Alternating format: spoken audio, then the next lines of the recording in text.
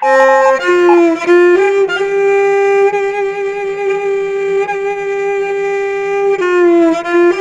speech on college campuses and online. Silicon Valley has done a lot to clamp down on conservative speech. And as you may have seen just this week, Samantha Bee on her program attacked PragerU. PragerU is an outfit run by Dennis Prager that puts out educational conservative videos to YouTube. They rack up millions, some would even say billions of views if you total all of them together. But they're not happy with this. The left is attempting to clamp down on this, claiming that it's dangerous to be exposed to conservative ideas. Conservative ideas like free speech is a good thing. Conservative ideas like life begins at conception. It's not just that we're wrong, it's that we're dangerous. When they adopt that mentality that we're dangerous, and when they couple that with their belief that we don't exist as individuals, but rather as members of a corporate entity, you can understand why you see them do things like slap a teenager, or drive a truck into a voter registration booth, or shoot Steve Scalise. This is a very real threat to our way of life. It's a very real threat to civil government in the United States. That's sort of the broad sweeping reasons why I got into it. Socialism, attacks on free speech that I don't believe the party establishment has done enough to confront.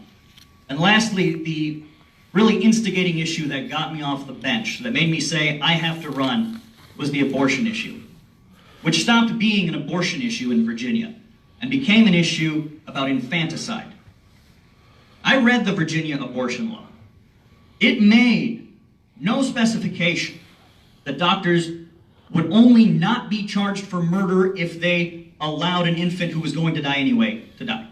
That's how they tried to spin it. Well, if a child is born without lungs, you know, what are you going to do? Charge a doctor with murder? No, that's not what the law said. Right? The law in Virginia that they tried to get passed said that you would be allowed to let any unwanted infant, as long as a single doctor said it would have an unhealthy impact on the mother's mental health, not even her physical health, her mental health, that would be permissible. My time's about up here. That's a brief introduction to who I am and why I'm running. Thank you very much for your consideration.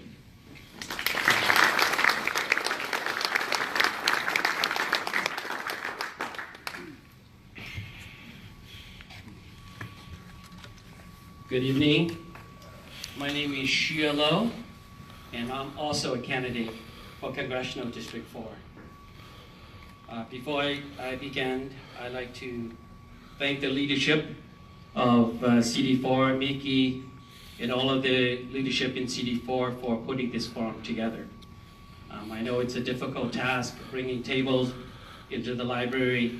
I know how cold it is out there, so I want to thank the leadership for putting this forum together so that we can get to know each other better. The candidates can get to know the citizens of CD4 better. I'm married. I have 4 beautiful children. I'm married to the love of my life, and she's also here this evening. I'm running for office because America has given me a lot, and so it is time for me to give back to America. Half a century ago, my family fled Laos because the communists took over our country. And they were looking for my father because my father worked for the Central Intelligence. And so we have no choice but to leave the country. And we literally have to walk out of Laos in fear of our lives and for my father's life. And like the classic American movie, The Sound of Music, Von Trapp family that left Austria because of communism. And that's what my family did. We left communism on foot, and we climbed every mountain, we crossed every stream, we follow every rainbow until we find our dream, and that dream is America. And I'm so happy to be here tonight because I am in the best country in the world. Could you please all put your hands together for this great nation of ours?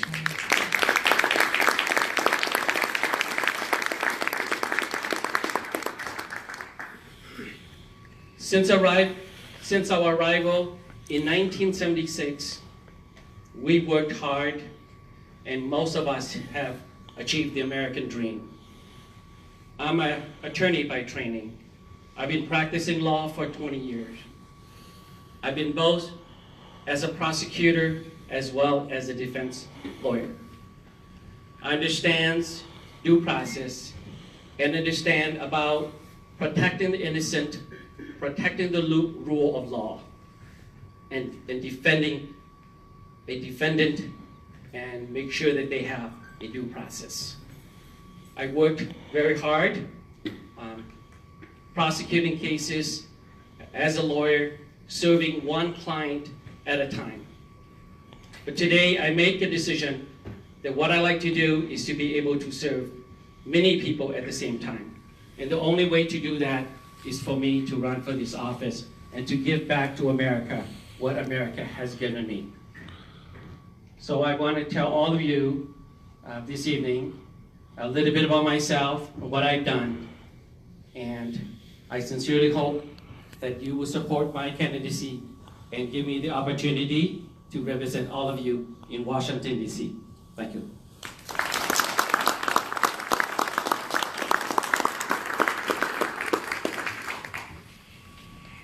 Okay, is this microphone working? It is. Yes? Okay. No?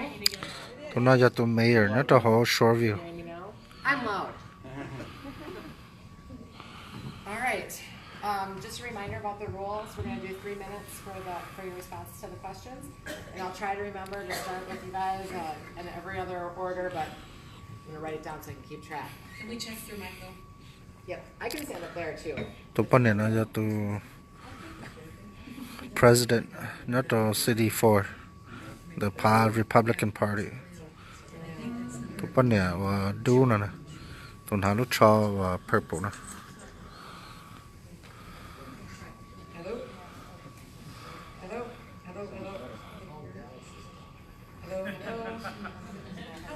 Cách chơi nó nhớ được lúc Shoreview Library, Shoreview, Minnesota. Tôi nói cho LAUJ. So who here is from out of town? Tôi nói cho Travis. Like a city over? Like not from Shoreview? There you go. Gotcha.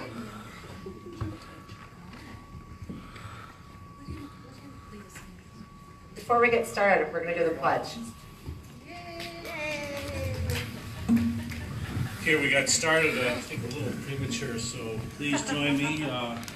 I pledge allegiance to the flag of the United States of America and to the republic for which it stands, one nation, under God, indivisible, with liberty and justice for all. We may proceed.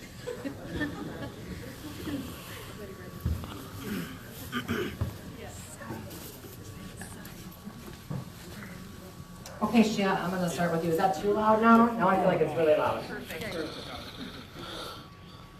What do you want to do about healthcare? Healthcare is way too costly right now.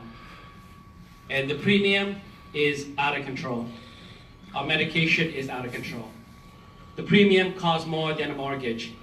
America can no longer afford that. And that happened because the Affordable Care Act, but it's not affordable. All of you know affordable care is not affordable. It is now a monopoly system that we cannot defeat and fight. And what we must do with healthcare is to reintroduce competition back into our medical system. It is competition that's going to give us the best results and the cheapest price.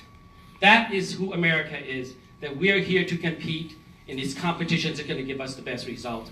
We have forgotten that.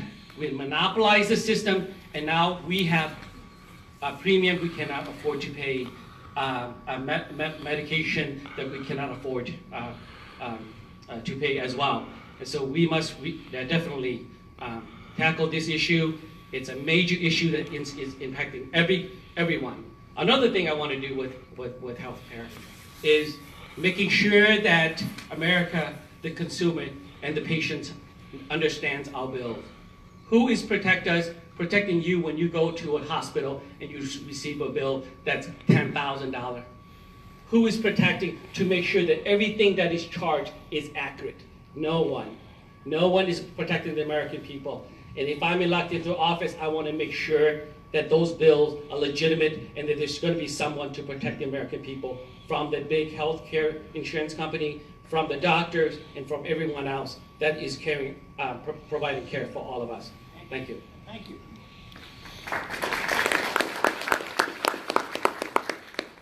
Thank you. Travis, same question. What do you want to do about healthcare? You know, I think there's been a major oversight. To my knowledge, we've never had a conversation in this country about the cost of healthcare. We've had a lot of conversations about the cost of health insurance. But the cost of health insurance is not the same as the cost of healthcare. Think about it in terms of your car. The cost of your car is different than the cost of your car insurance. Now, the cost of your car insurance is based on the cost of the car and some other factors, but it's not the same thing. And if tomorrow the federal government came out and said, we want to make cars more affordable, so we're going to start putting tons of regulation on car insurance companies, well, that's not going to do anything to bring down the cost of the car. And all those additional regulations that the car insurance companies are going to have to go through is going to wind up raising the price of the car insurance. This is exactly what we saw happen with Obamacare. We failed to address the cost of health care and instead focused entirely on the cost of health insurance, put in tons of regulations, made it less competitive than ever, made it more difficult for these companies to operate, required people to buy insurance that they didn't want, changed policies so that people lost their doctors and lost their plans in spite of a promise from the president that they would not. Everything about it was a failure because it failed to address the cost of health care and instead focused on the cost of health insurance.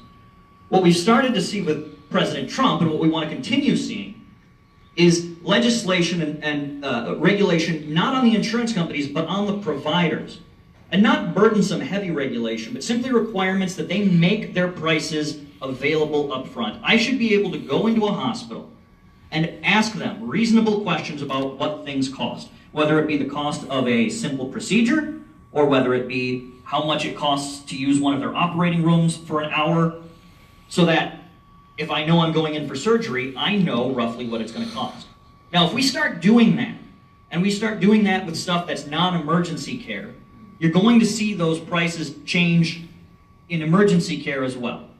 And that's going to empower consumers to make decisions about where they want to go for non-emergency care. It's going to make these institutions accountable for both emergency and non-emergency care. And that's the best way to start addressing this. You know, there's a lot of people who say we should just have the government take over. Let's just have government subsidized health care. Anybody can go anywhere they want.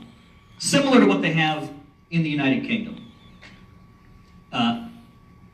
In the United Kingdom, though, I'll end on this. Just this week, they decided that if you are racist or sexist, your doctors can refuse you care. Now, that might sound appealing, but keep in mind we're dealing with people who believe being a male inherently makes you a sexist, and being white inherently makes you a racist. Thank you. Travis, I'll start with you on this question. What are your thoughts on correcting education in Minnesota? The biggest things that we need to do for education, I'll say there's two things. One is enable people to make choices about where they want to send their kids to school. Not just between public schools, although they should be able to choose between public schools, but they should also be able to choose whether they want to bring their kids to private school, whether they want to homeschool them. That shouldn't be determined by your zip code. You should have agency in how you want to do that. There's no reason kids in a poor neighborhood shouldn't have access to a good school just because it's a few miles away. When it comes to education on a broader theme, though, we need to change the conversation about education, change the mentality. I have a 4-year degree from Bethel University. And I will say, going to college was the biggest mistake of my life. I have never once had a job that required a college degree. I'm still paying off student loans.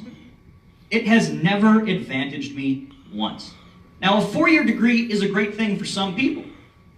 But this year, it's estimated that 60% of high school graduates, not 60% of graduates, 60% of 18-year-olds, 70% of overall graduates, will go to college.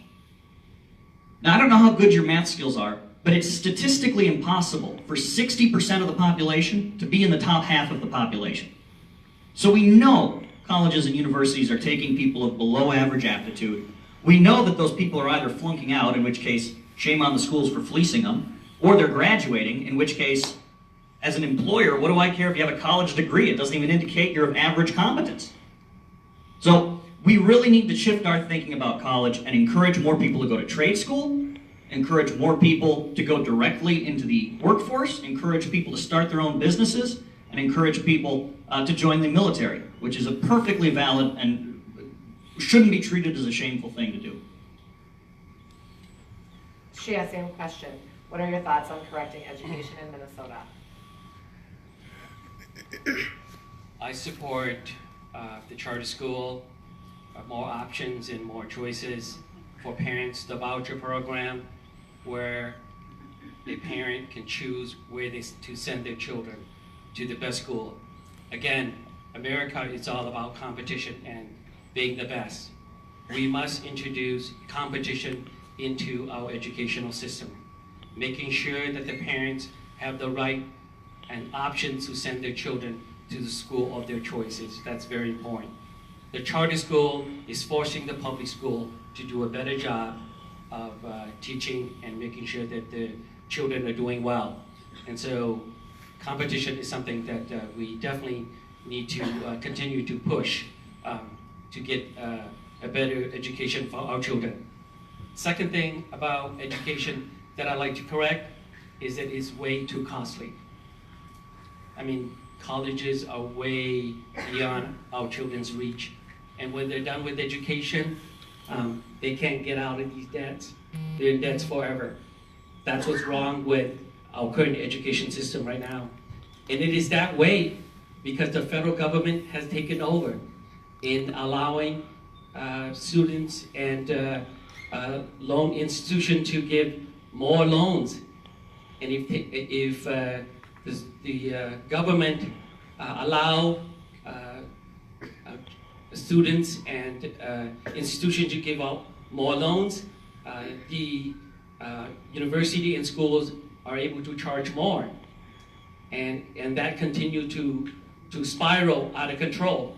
And now you're talking about parents having to borrow, signing for their children to attend college, while the parents are still paying for their own college. We definitely need to change that. The other things that I need to change is the interest rates that our children are borrowing from these loans that they're taking out. It's like a credit card.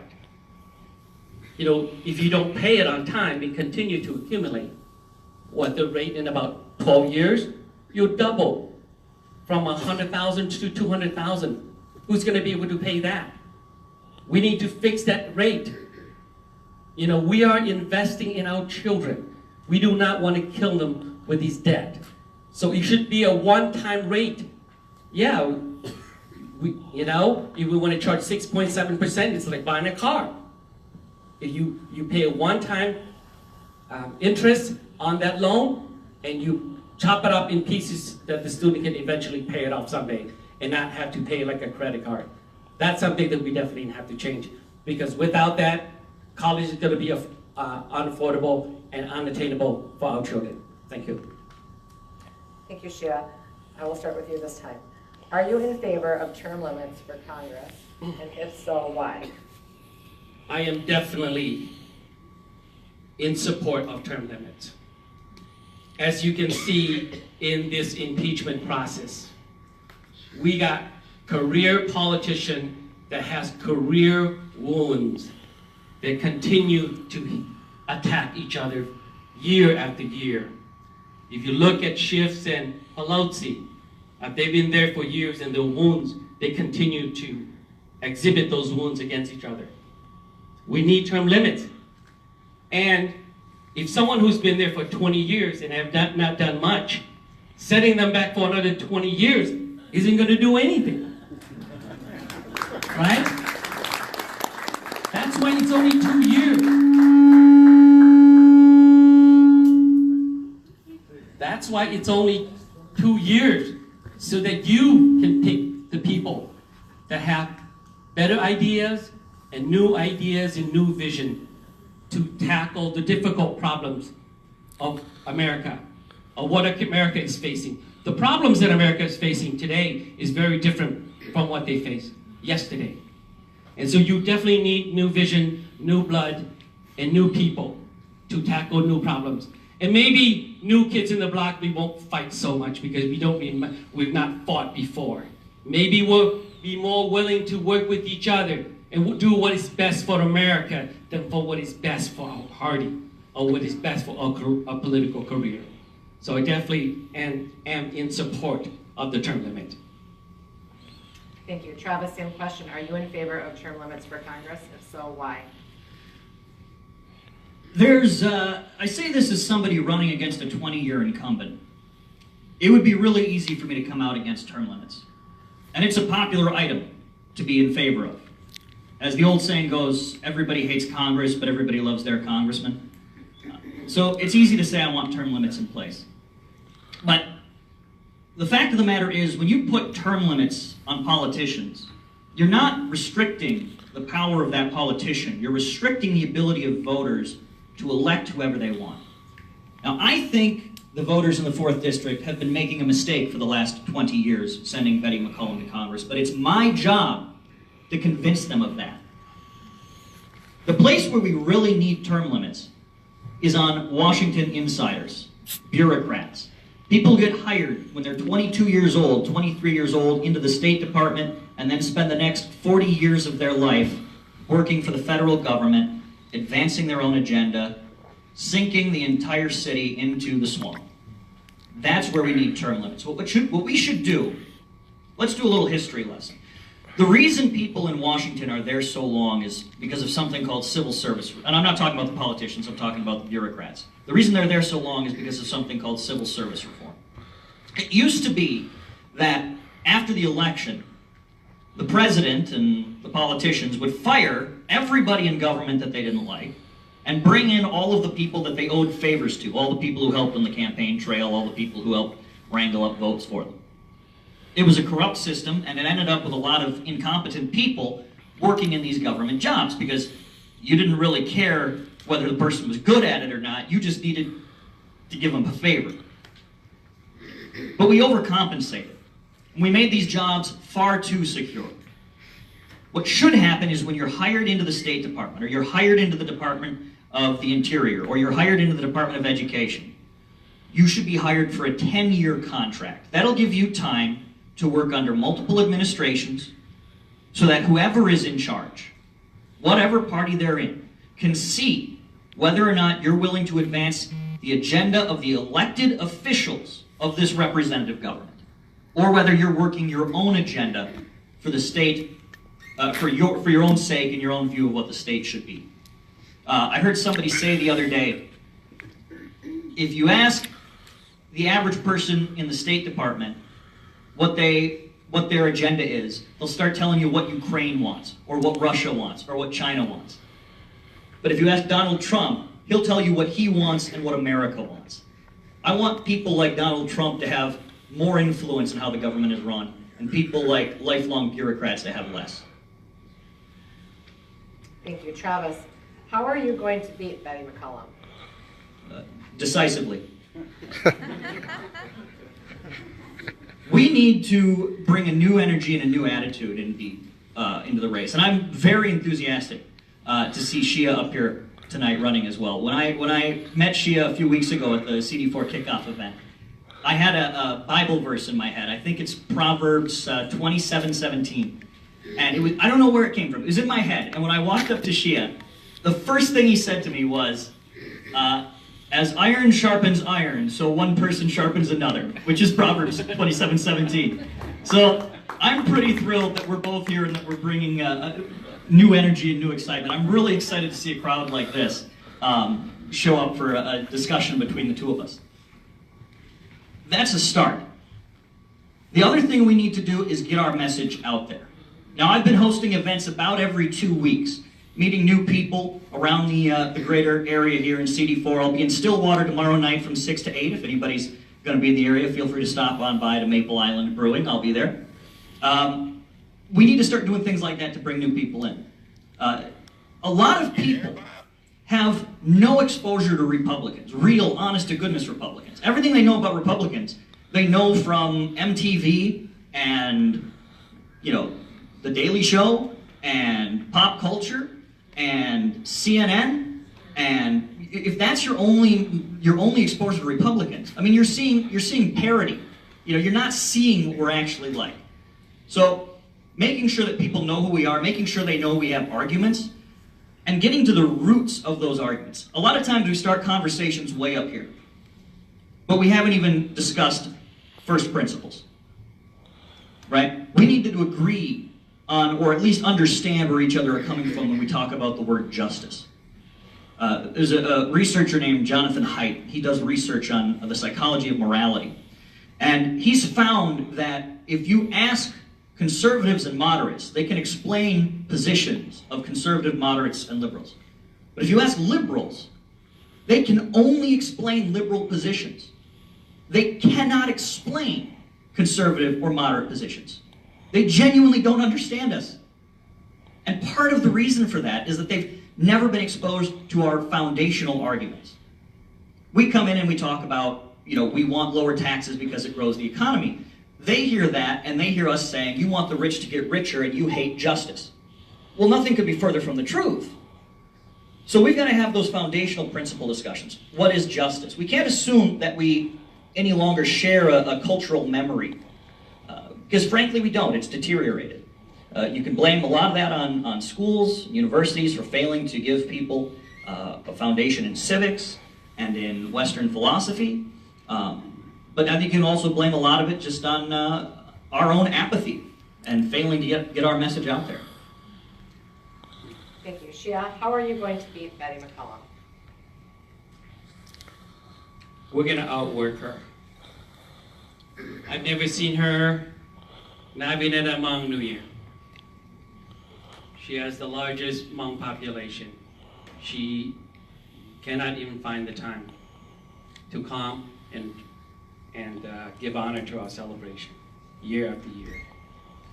I worked very hard within the Hmong community, within the minority community, and developing the necessary network for a day just like this. We're going to beat Betty because we have a better message and we have better ideas. We are with the best party, the Republican Party, the party that freed the slave with Abraham Lincoln, the party that defeated communism in Europe, Ronald Reagan, and the party that's going to make America great again, Donald Trump. We need to get that message out to the people, not just the everyday freedom-loving Republican, common, hardworking people, but to the new immigrants, the new Americans that are coming to America every day, that are becoming U.S. citizens and want to participate and want to give back, like myself. Yesterday, we were refugees. Today, we achieved the American dream. Tomorrow, we want to carry the weight of America. We want to give back to America what America has given to us. And that is why this party, the message that I intend to carry, is going to draw the new immigrants into this party. That's one of the key ways that we're going to be able to defeat Betty McCollum. She does not work very hard. She relies on other people to work for her. The Republican Party must be united at all levels. The senators that are running in CD4, the state representatives that are running in CD4, the city council that are running in CD4, we must all be united in order to defeat Betty McCollum, because it takes all of us in CD4 to defeat her. If we are united and then we get our message out to the new immigrants and to our supporter, we will be able to defeat her in November.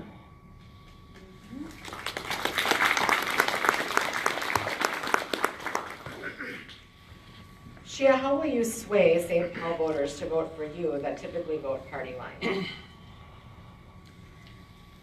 People ask me that questions all the time. We have many state legislature from St. Paul that are Hmong American. Why would voters in St. Paul support me? And I tell them this story. I tell them the story about Detroit, of what happened to the center of Detroit if you've ever been there. You can buy a house there for $1. It died a horrible death because everything is free. The DFL party, the party of giveaway, they drove all of the hardworking people out of Detroit. And eventually there's no tax base to support that city. We give away pensions, everything is a giveaway, and when they take care of everyone and everything is free, look what happened to Detroit.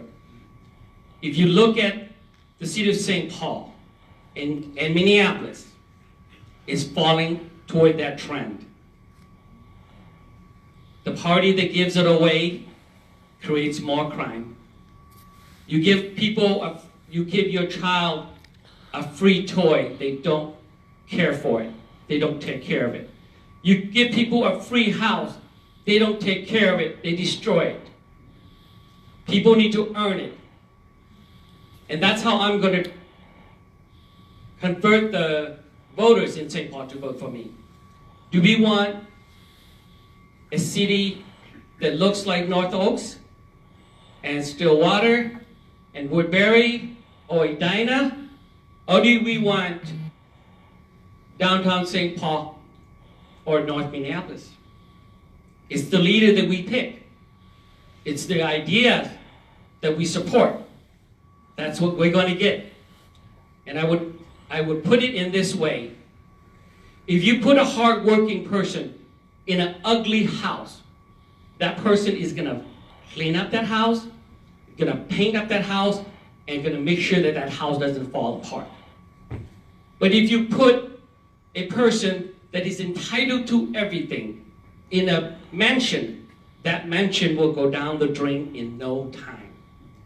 That is how we're going to change the voters from St. Paul to support someone like me, because I am a leader that supports a city that's going to look like North Oaks and Stillwater and Woodbury and Edina. If we elect those type of leaders in St. Paul, we will get downtown North Oaks and we will get Stillwater in downtown St. Paul. Thank you.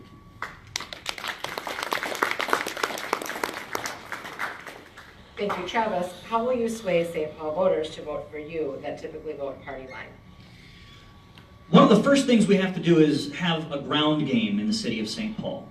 We have to take advantage of the presence that we already have there, the Republicans who already live in St. Paul. It's up to the candidate to develop that network, but it's up to the network to exist. We've got to connect with the people who live in St. Paul and have them start organizing neighborhood outreach groups. I don't mean you have to go door to door all throughout the neighborhood, but invite a couple of your neighbors over. Have a barbecue this summer. I'd go as the candidate. I'd meet them, form those relationships. Even if the candidate can't make it, if there's 4 of them going on at once, you know, God willing, then it gives Republicans a chance to at least introduce themselves as Republicans to people. Another thing that, on the topic of barbecues that we should do, is have regular barbecues at parks. And just have free food. You know, free hot dogs. Come on out, meet the Republican candidate. We'll be here the first Saturday of every month for the next 3 months. You know, I did a VBS down in Belize once, and the first day I think we had about 20 kids from the neighborhood come. And the second day I think we had about 60 kids from the neighborhood come. And the third day I think we had about 120 kids from the neighborhood come. By the fourth day we had about 200 kids showing up, and we ran out of candy.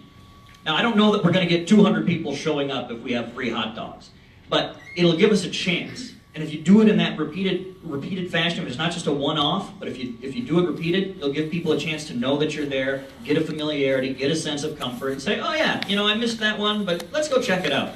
Or, yeah, my buddy Roy, he went, he liked it, so let's just go at least to some free food.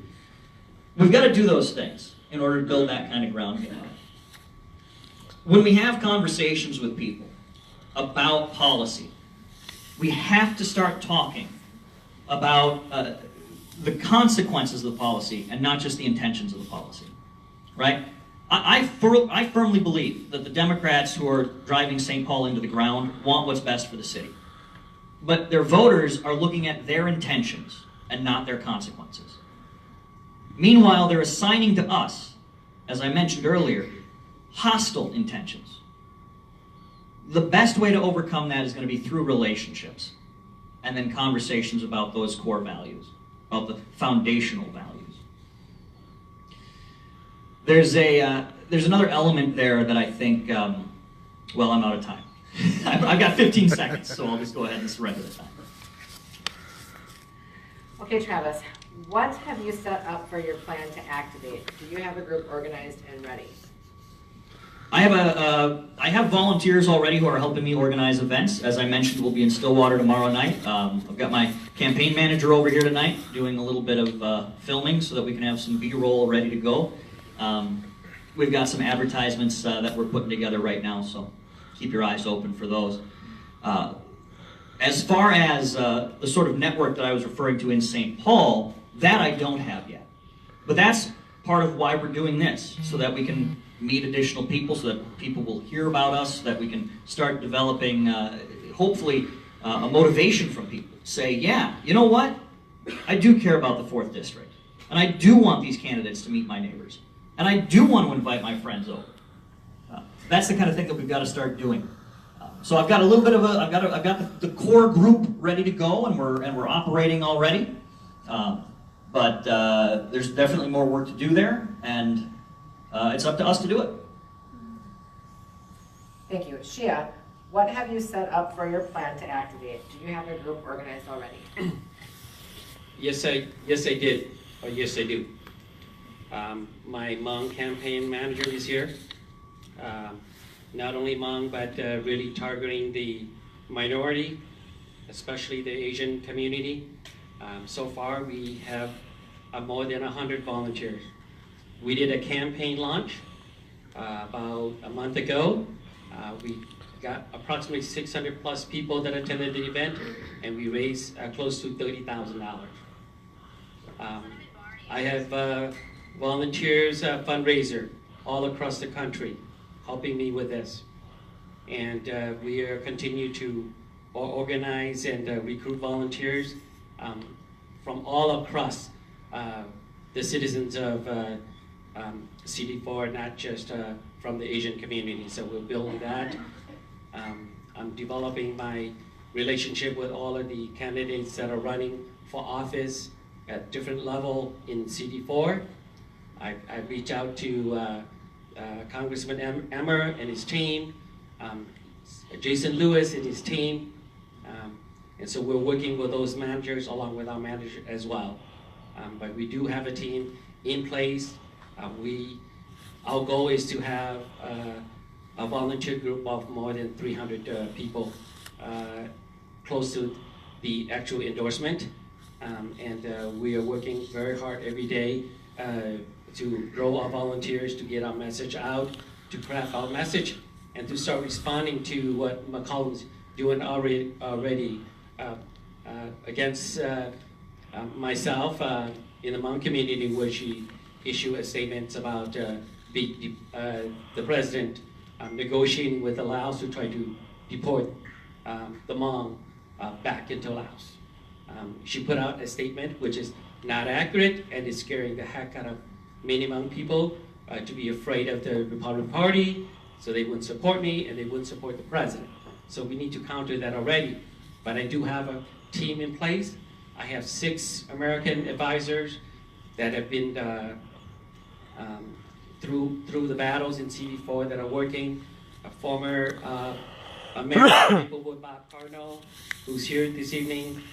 And so other people, Ms. Gallagher, Carol Gallagher, serves on my advisory team as well. So I have a team, we're ready to go, and we're going to hit the road tomorrow. Great. Thank you, Sheila. And you only get 3 minutes, so try to pick All the right. best ones. All right. Because this could be a long answer. What policies of Betty's do you disagree with? Remember, you only have 3 minutes. And with which policies would you replace them with? So if you looked at her last push for re-election, she said her top priority is issuing federal funding. Betty's here to give away our money. She wants to give away tax money like Bernie Sanders to every organization that supports her. That's her top priority. I want to give federal funding to organization. She's talking about giving away. What I would like to change about what she's doing is that she needs to talk about how she's going to grow 3M. She needs to talk about how she's going to grow the biomedical company like Abbott and Medtronic in this town. She needs to talk about how she's going to get Medtronic to return all those tax overseas back into the United States. That's what I like to talk, because those major corporations are what drives CD4. They provide great jobs, great pays, and they allow all of us to live freely. Do I still have time? Minute and a half. Yep. And so that's what I don't like about her party. And the other thing I don't like about Betty is her critiques of everything that the president and the Republican does. According to all of her critiques, the sky is falling. We should all be dead because the president is in charge. And that's not true. And she's the main supporter of Pelosi, a right hand of Pelosi.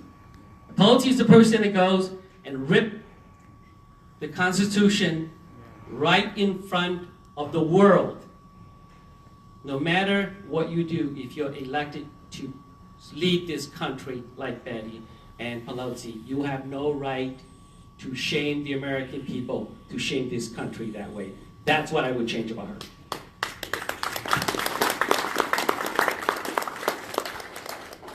Nay bổn nói rong thế. Okay, thank you, Travis. What policies of Betty's do you disagree with? And with which policies would you replace them? Well, for one thing, I don't want to impeach Donald Trump. The bigger question here is this, because it's a litany, as you joked when you said. I mean, we could go through an unending list of where I disagree with Betty McCollum. But the real Nay issue tế with nó sẽ Betty nay bổn nói McCollum is rong within thế. her own party. She's not a leader. Now, I don't agree with Betty McCollum, but neither do the progressive Democrats.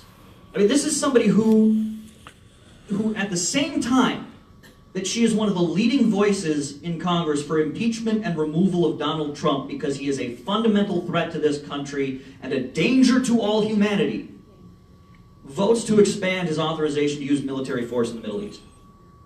Well, which is it? It can't be both. He can't be both a psychotic, unhinged maniac who's going to kill us all and somebody you want to give a bigger gun to. That's the problem with Betty McCollum.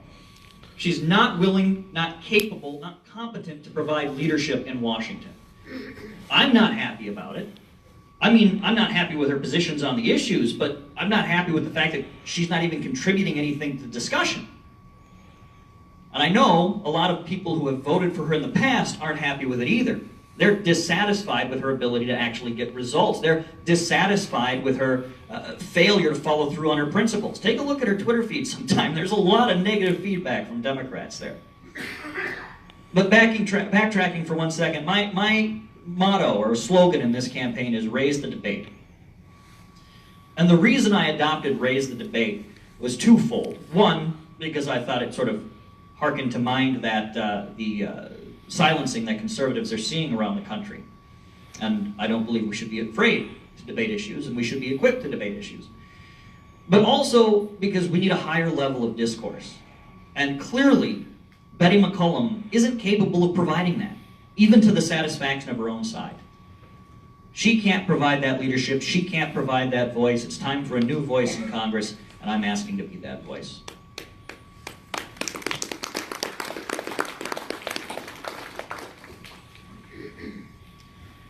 Travis, do you plan to abide by the endorsement? Absolutely.